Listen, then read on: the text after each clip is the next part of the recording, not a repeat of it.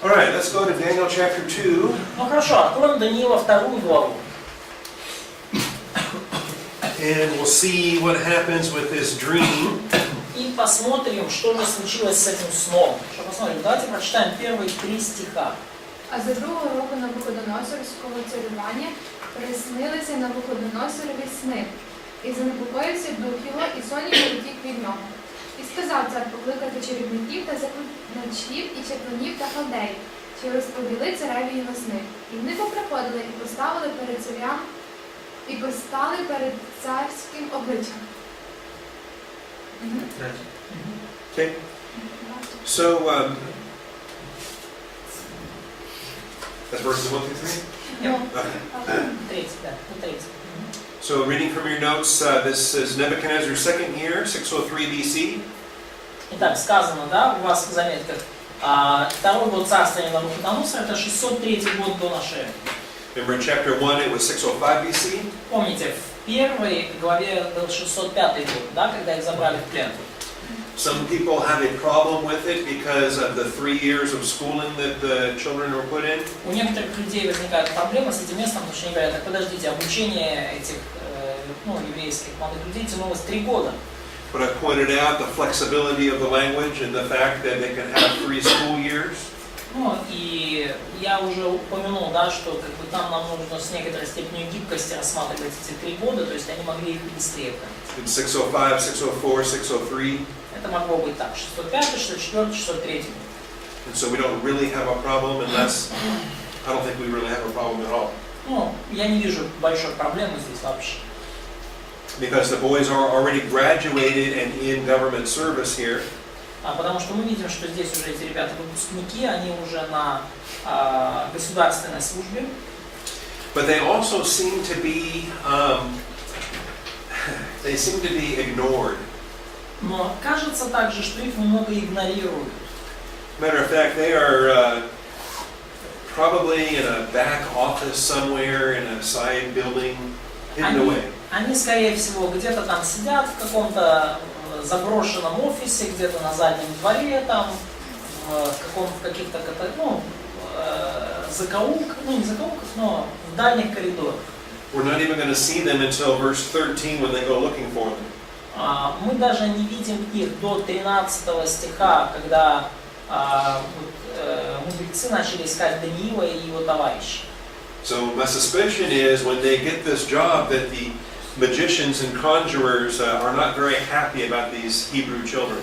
И мое предположение, что вот когда они получили вот эту работу в царской администрации, то все остальные эти маги и чародеи, они не очень-то этому обрадовались.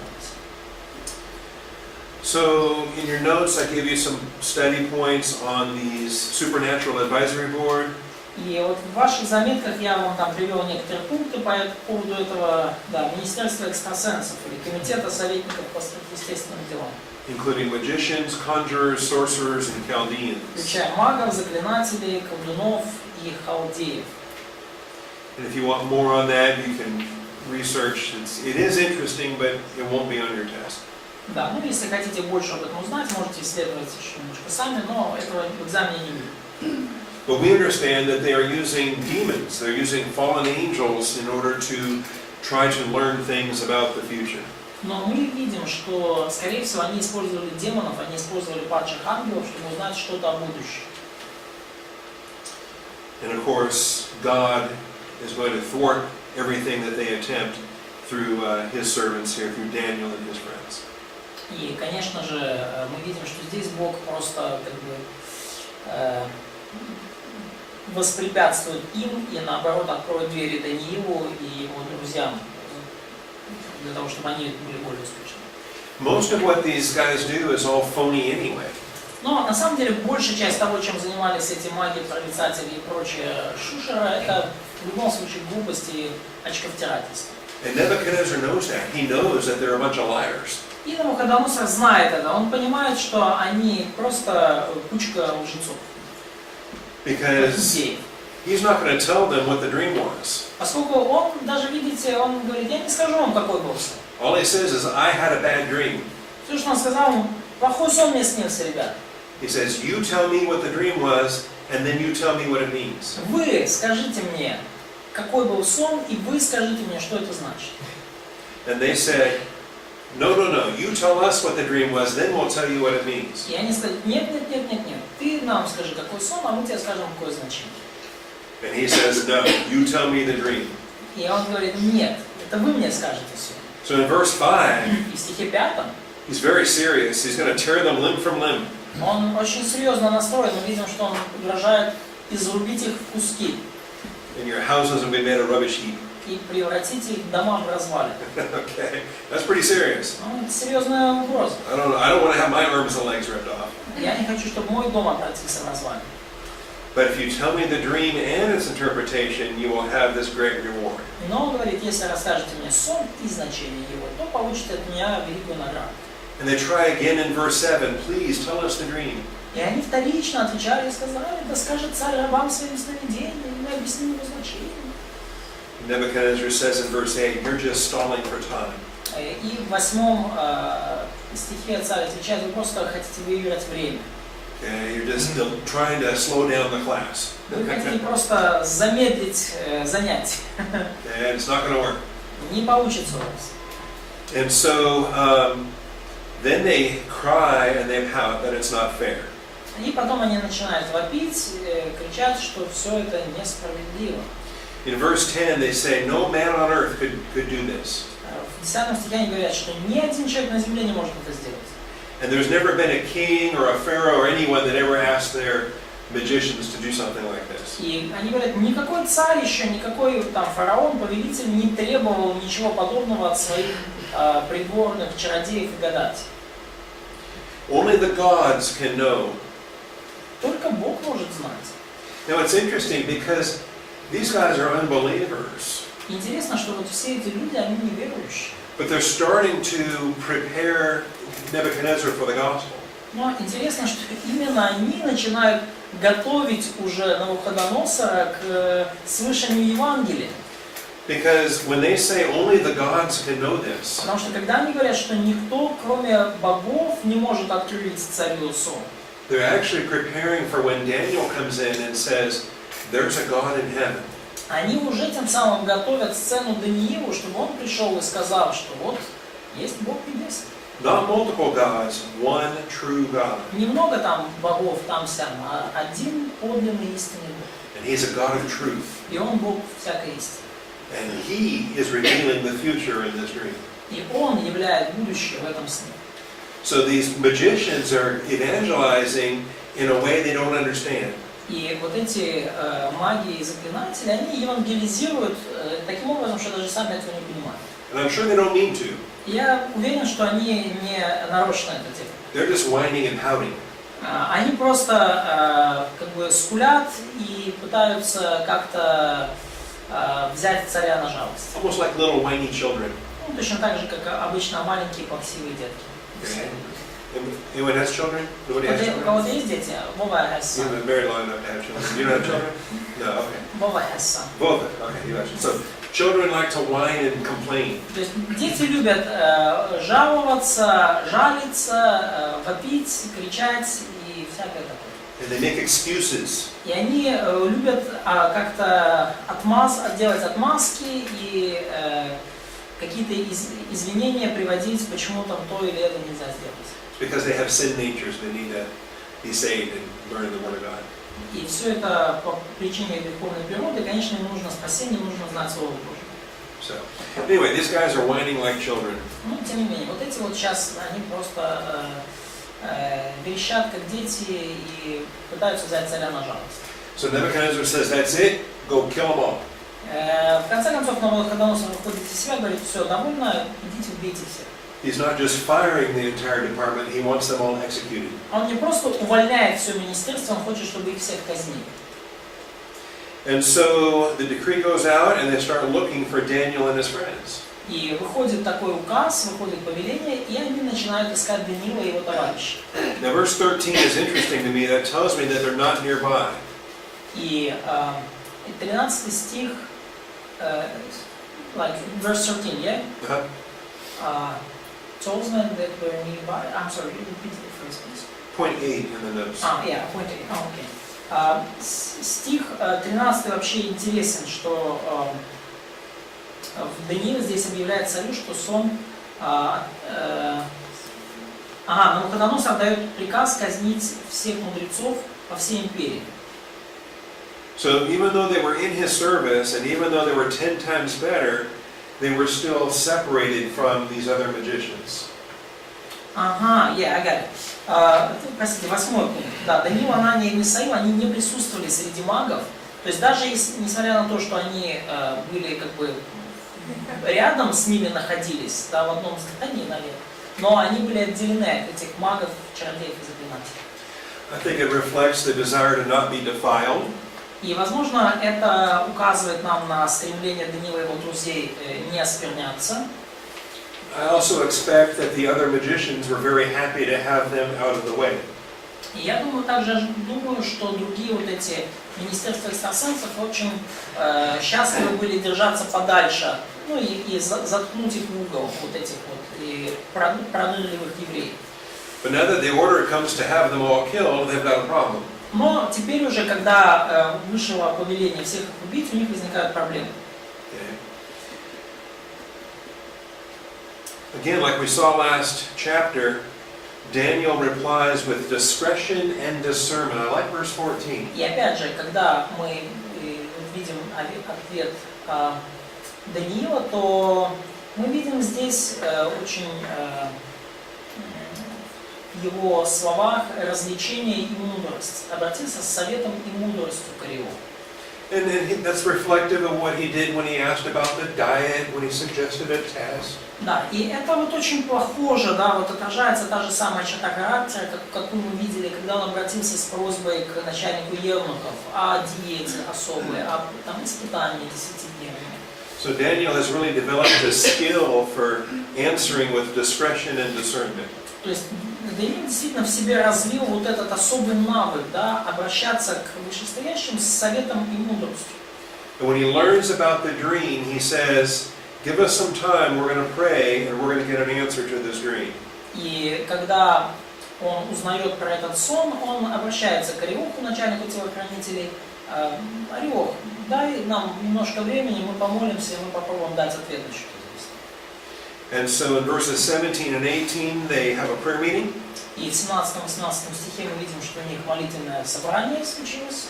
I hope you guys understand the power of prayer meeting. Я надеюсь, вы, друзья, понимаете силу молитвенных собраний. As you pray together over these different struggles. Когда вы молитесь вместе о каких-то разных проблемах, трудных ситуациях. I mean, you can go home and you can pray by yourself. Конечно, вы можете пойти домой молиться наедине. But it's so much better when you're together and you're praying with your classmates. Но настолько лучше, когда вы собираетесь вместе и молитесь со своими одногруппниками или вместе. And so God answers the prayer and He gives them the dream and the interpretation. И Бог отвечает на молитву, и Он дает им сон и истолкование сна. And the doctrine that's contained, the teaching of this chapter is powerful. И учение, доктрина, заложенная в этой главе, они очень сильные, очень значимые. I wish more people understood verse 21. Я бы хотел, чтобы больше людей понимали стих 21. He changes times and epochs. 21 стих, да, Бог изменяет времена и лета, эпохи. He removes kings and establishes kings. Низлагает царей, поставляет царей. He gives wisdom to wise men and knowledge to men of understanding. Дает мудрость мудрым и разумение разумным. And so this is the confidence we have that God is in control of human history. И вот эта уверенность в этом стихе сквозит о том, что Бог держит под контролем человеческую историю. Why do we have President Trump instead of President Clinton? Почему у нас сейчас во главе Соединенных Штатов президент Дональд Трамп, а не Хиллари Клинтон? Who's in charge of our politics? Кто вообще руководит всей нашей политикой? Да. And so that can be a great encouragement. И это может быть большим ободрением. I remember when there used to be the Soviet Union. Я помню, когда был еще Советский Союз. Before there was a Ukraine. До того, как I mean, there was a Ukraine, but Ukraine was inside of the Soviet Union. была незалежна Украина, ну, то есть Украина была, но она была внутри как Советского Союза. Она была незалежна. And I remember Victor Munko, Pastor Victor Munko. Я помню пастора Виктора Мунко. He was in the Soviet Army Он был в советской армии, in East Germany. в Восточной Германии, ГДР. I was in the American Army А я был в американской армии, in West Germany. в Западной Германии. So we were across the border from each other. То есть мы находились по разные стороны границы, разные стороны Берлинской стены. Enemies in the Cold War. Мы были врагами в этой холодной войне. And now he's a pastor. He's got 4 children. Ну а теперь он пастор, у него 4 детей, 2 boys, 2 girls. 2 мальчика, 2 девочки. I'm a pastor with 4 children.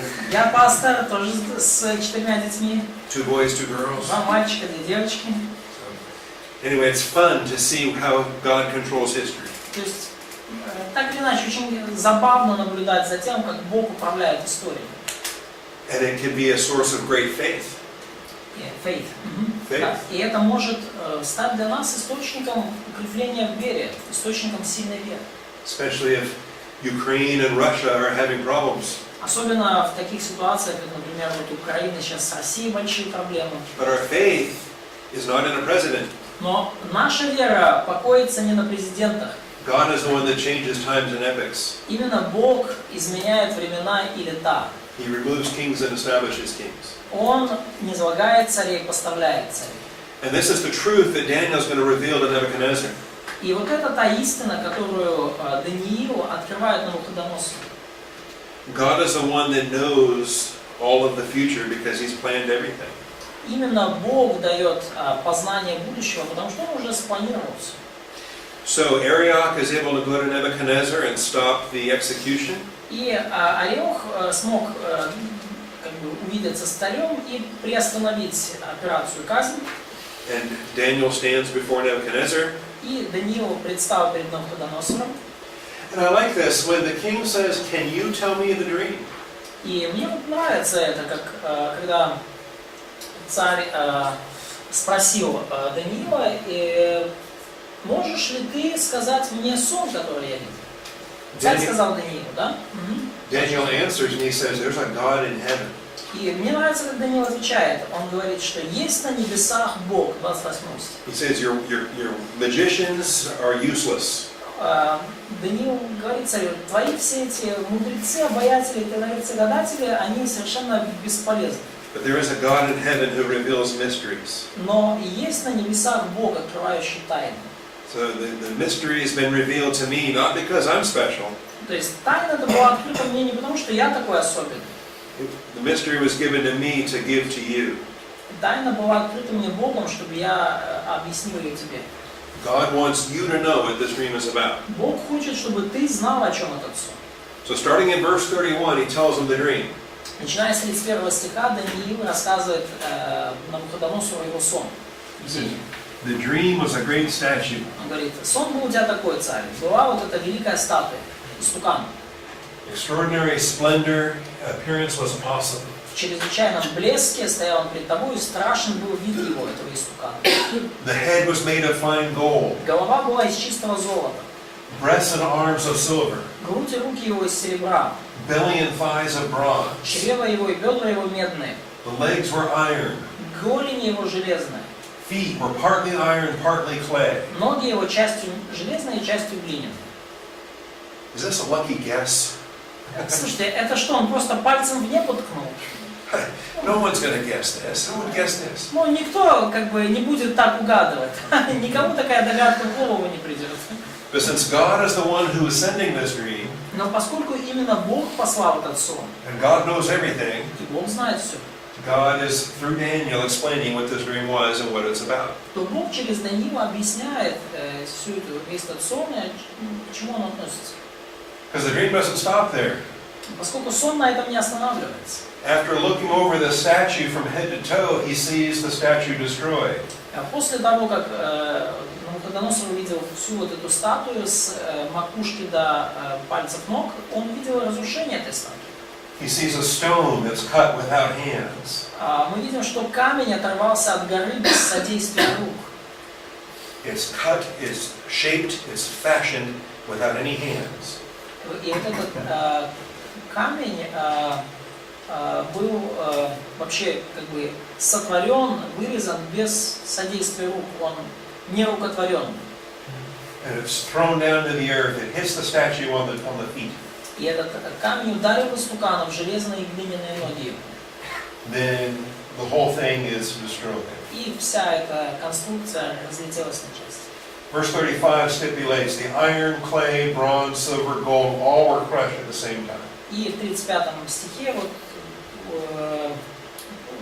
снова он перечисляет, да, что железо, глина, медь, серебро, золото сделались как прах на летних лунах. Все разрушено было в один момент. And then the wind carries it away, Ветер унес их, and the stone grows to become a great mountain that fills the earth. а камень, разбивший истукана, сделался великою горою и наполнил всю землю. So that's the dream. Вот это сон. And then he'll give the interpretation of the dream. И далее Даниил расскажет царю истолкование этого сна. So it's pretty clear he knows what he's talking about because he knows the details of the dream. Совершенно ясно из этого повествования, что Даниил знает, о чем говорит, потому что он знает все мельчайшие детали этого сна. None of the magicians could say any of this. Ни один из чародеев, прорицателей не мог сказать ничего подобного. But Daniel was able to tell with great specificity every aspect of the dream. Но Даниил мог сказать с совершенно такой детальной точностью все аспекты этого сна. So he starts to give the explanation in verse И 36. в стихе 36 он начинает говорить царю истолкование сна. And this explanation will carry us through the rest of this week and next week in Daniel and Revelation.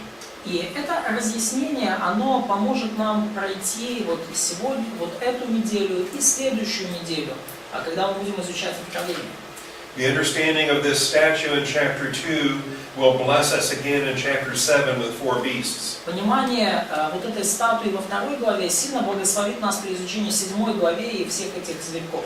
Or in chapter 8 when 4 beasts become 2 beasts.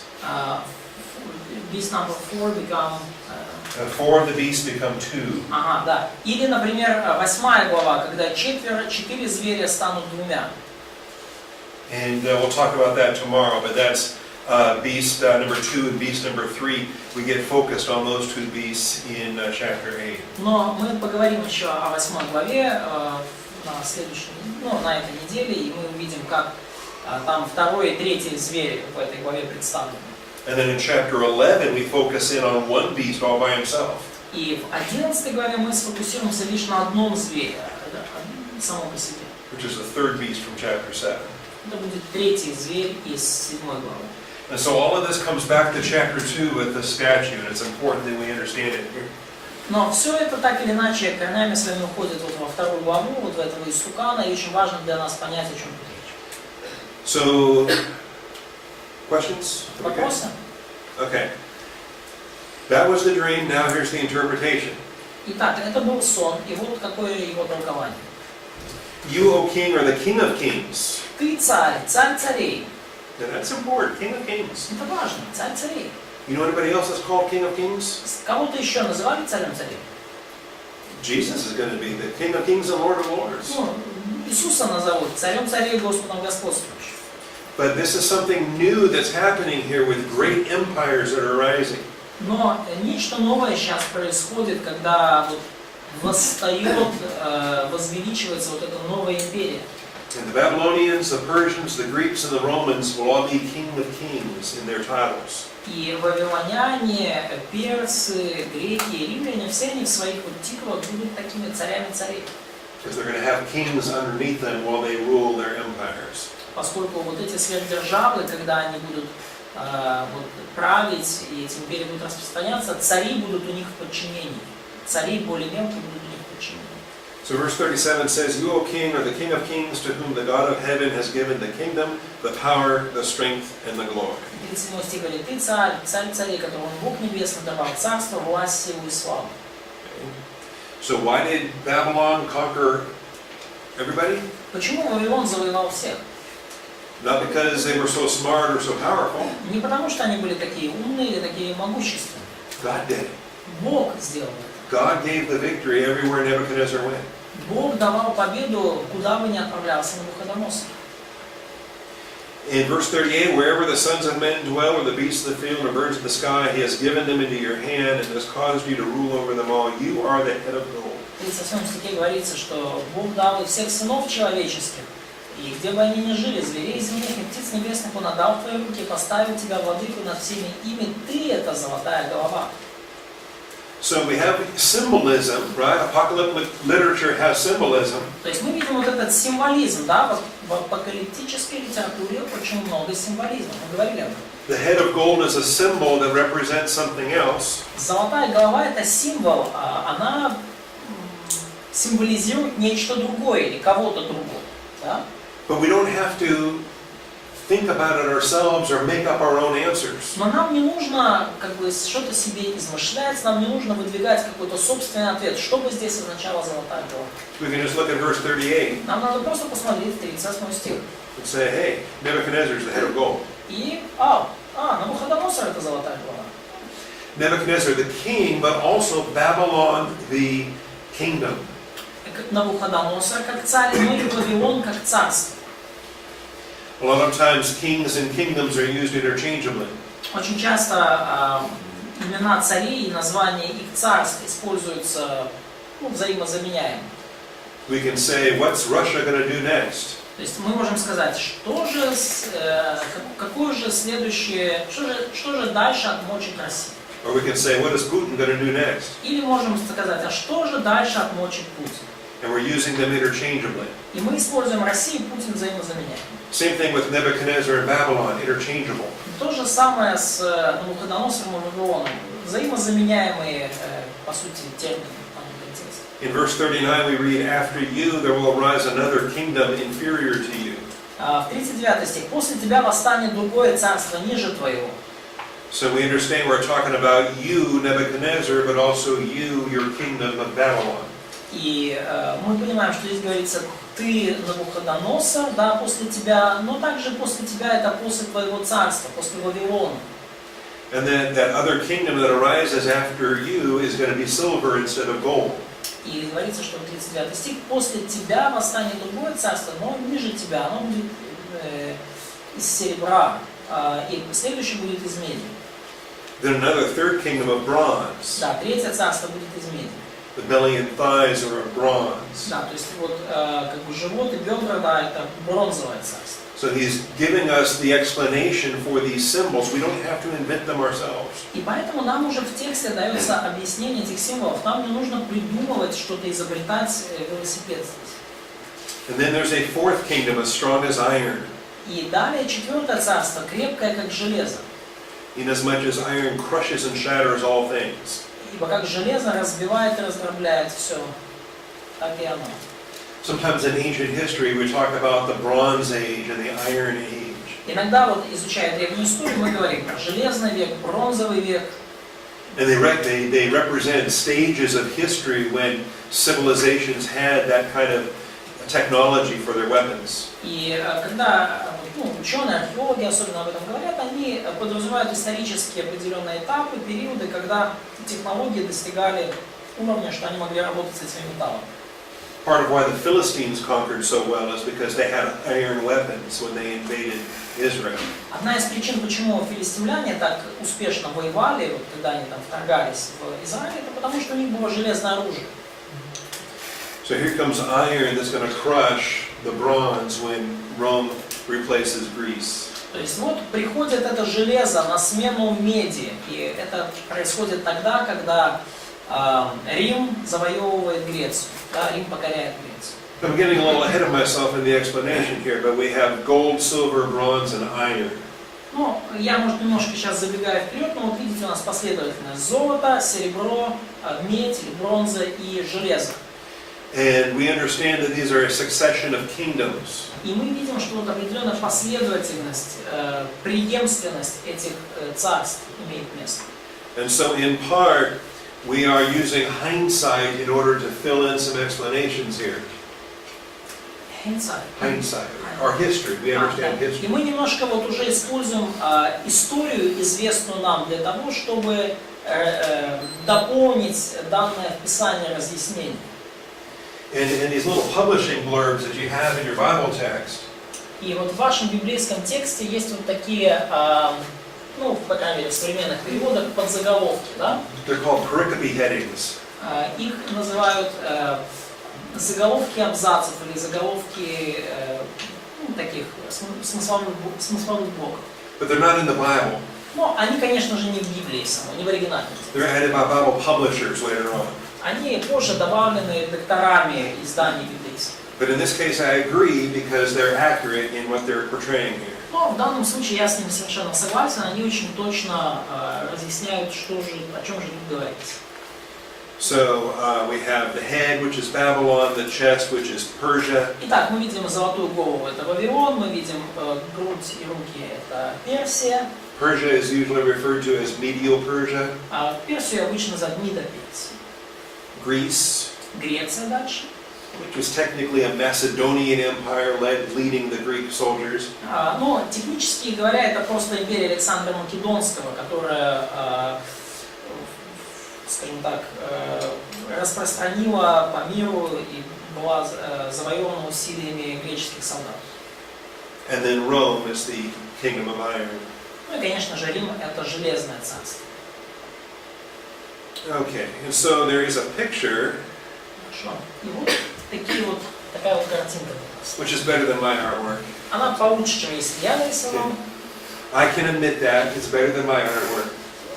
Да, я могу признать это спокойно, действительно лучше, чем я бы нарисовал. Head of gold, chest and arms of silver, Золотая голова, грудь и руки из серебра, belly and thighs of bronze, живот и бедра из бронзы, меди legs of iron, и железные ноги.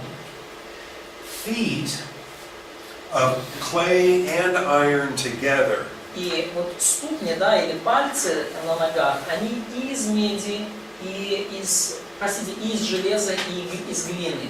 So this chart, this just says feet of clay, and that's not correct. Здесь на таблице сказано глиняные ноги, но это не совсем правильно. It's partly iron, partly clay. Частично железо, частично глина.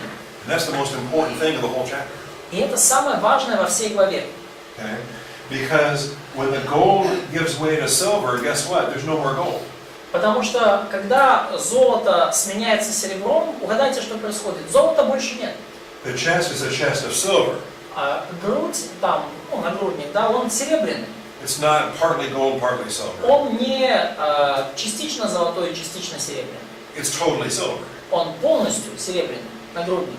Because what happens is Persia conquers Babylon. Потому что случилось, когда Персия завоевала Вавилон? Totally conquered it. Полностью она их завоевала. And totally took over the geography of Jerusalem. И полностью она завладела вот всей, на всей территории Иерусалима. Totally took over sovereignty over the Jewish people. Персидская империя полностью взяла контроль и над территорией Иерусалима, и над независимостью еврейского народа. То есть персы завоевали целиком. Все. The emphasis we're going to observe is the vacating of the Davidic throne. And so what's important is silver replaces gold is the dominion over the Jewish people. И вот, что нам нужно постоянно иметь в виду, это вот престол Давида, престол израильского царя, и мы видим, что как бы одна империя берет вслед за другой контроль над вот этим престолом. Because Babylon conquered Jerusalem. Вавилон, мы знаем, завоевал Иерусалим. And God vacated that Davidic throne. И Бог освободил престол Давида. Престол не занял. Remember who changes the times in the epics? Помните, да, кто изменяет времена и лета, и эпохи? God. Бог. Who removes kings and installs kings? Кто низвергает и поставляет царя? Oh, right? Да? That's what the whole thing is about. Вот о чем вся речь. That God has removed Jehoiachin. Бог удалил Иоакима, Иехонию. And he did that technically in 597. Технически это случилось в 597 году. Иехонию. Не Иоакима, а Иехонию. And he's going to seat Jesus Christ. И вместо на него Бог собирается посадить Иисуса Христа. In 2024. Где-то в 2024 году. Hopefully, Надеюсь, что maybe. может быть позже. I hope so. Okay. Надеюсь, да. All right, I'll put a question mark. Ну, поставлю вопросительный знак. I don't know that for a fact. Я не знаю это точно. So keep that in mind, though. The whole scope of this centers on this throne. То есть держите это постоянно в уме. Вся история вертится вокруг этого престола. Because when Persia conquers Потому Babylon, что когда Персия завоевывает Вавилон, silver replaces gold. серебро полностью заменяет золото. Okay? Understand? Replaces. Понимаете? Заменяет. There's no mixture. Нет смеси. Because Не плавное перетекание. silver replaces gold, there's no mixture. Серебро заменило золото. Нету никаких там примесей. So Persia conquers Babylon. То есть Персия завоевала Вавилон. More importantly, Persia captures Jerusalem. Но что еще более важно, Персия завоевала Иерусалим. Persia has sovereignty over Jerusalem. Теперь у Персии суверенный контроль, владычество над Иерусалимом. And the Persians become the Gentile people that have dominion over the Jewish people. И персы стали тем языческим народом, который владычествовал над евреями, контролировал. Okay? Same thing happens when bronze replaces silver. То же самое случилось, когда медь или бронза заменили серебро. Greece is going to conquer Persia. Теперь уже Греция или Александр Македонский, они завоевали Персию. And we know Greece conquers Persia. И мы знаем, что это случилось. Действительно, греки завоевали Персию. History tells us all these stories about Alexander the Great. История нам рассказывает все эти похождения Александра Македонского. And even before Alexander, there's great battles between the Greeks and the Persians. И даже до Александра Македонского все эти великие битвы там при Марафоне, при Саламине между греками и персами. The Battle of Marathon, Битва при Марафоне, the Battle of Thermopylae, битва при Фермопилах. the 300 Spartans that defended the narrow pass, the hot gates. 300 спартанцев, которые защищали вот этот узкий проход, да, вот в этой битве, да, и надавали по рогам персам. There's some great history that we know about. Вот это великая история, о которой мы знаем. God wrote about it 200 years ahead of time. И Бог написал ее еще за 200 тысяч лет до того, как это все случилось. Said that the belly and thighs of bronze are going to replace the chest and arms of silver. 200 years before that? 200 лет, за 200 лет до того, как это случилось. Прошу прощения, да. То есть Бог написал уже, что медь, и бронза сменит серебро. This whole vision comes in the 6th century, in the 500s BC.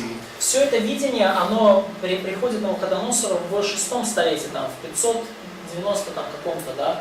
Alexander was in the 300s. 603, допустим, году.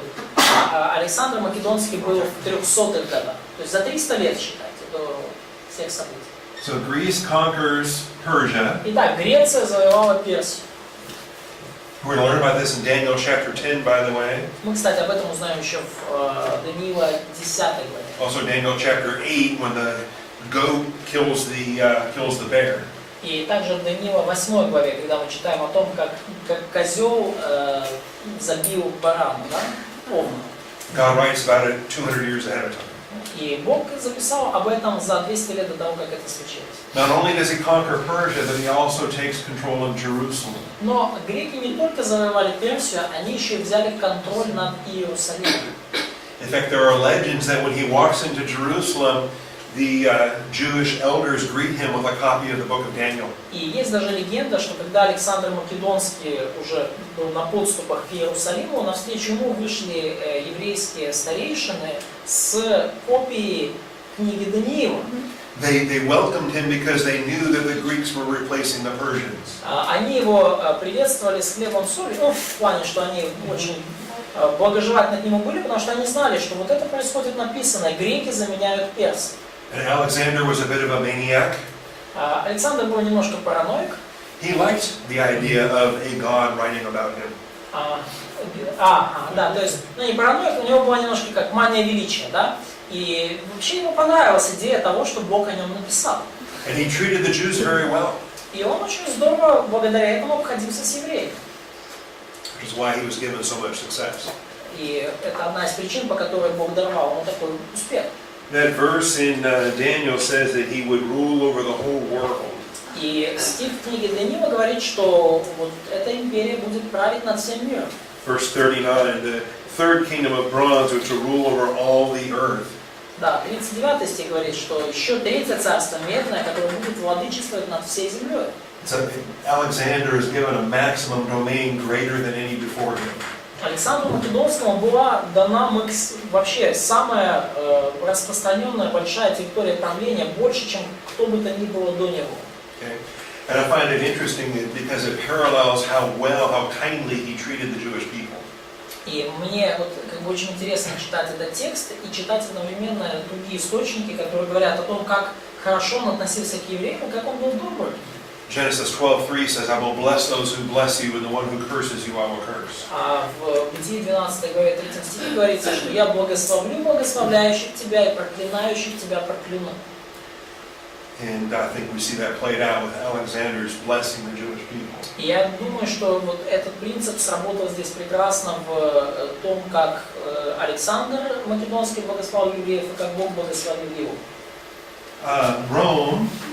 Итак, далее, Рим. Give you something to think of here. They conquer Greece. Такая интересная тема для размышления. Рим завоевал Грецию. Рим завоевал империю Македонскую. Now it's interesting because they don't conquer, if you look at the map, they don't conquer everything that had been Persia or Greece. И интересно, что римляне, если вы посмотрите на карту, они не завоевали все, что было вот территории там персидской или греческой. Rome never does go as far east as the Persians and the Greeks did. Римляне никогда не заходили на восток так далеко, как заходили персы там или даже македонцы. But that's not really relevant because Rome takes control of Jerusalem. Но все это не имеет такого уж особого значения, потому что Рим взял контроль над Иерусалимом.